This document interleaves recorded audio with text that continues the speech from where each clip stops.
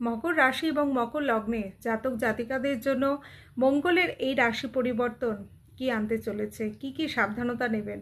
এই টাইমে মঙ্গলের এনার্জি চলে যাচ্ছে আপনার কর্মস্থানে।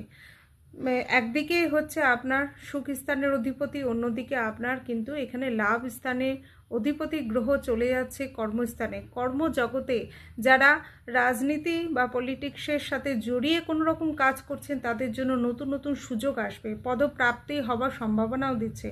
এই টাইমে আপনারা আপনাদের কাজের দিকে অগ্রগতি তো পাবেন, সাথে এমন কিছু পরিবেশ স্থাপন হতে চলেছে, মানে আপনি যেখানে আছেন, যে পরিবেশের সাথে কাজ করছেন তাদের সাথে মতভেদের অমিলও হওয়ার সম্ভাবনা কিন্তু দিচ্ছে।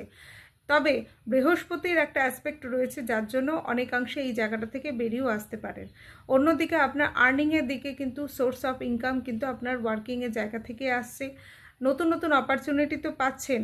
সাথে যারা বিদ্যার্থী রয়েছে তাদের জন্য কিন্তু এই টাইম পিরিয়ডটাতে একটু হলেও মানে পড়াশোনাতে মানে মনোযোগ না দেওয়া এই রকম সম্ভাবনাও কিন্তু আসবে।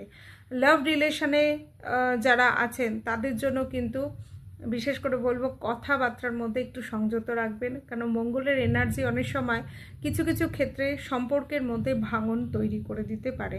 তো সুতরাং এই জায়গাটা একটু হলেও নজর দেবেন, হেলথের দিকে অনেক সময় ধ্যান দেবেন।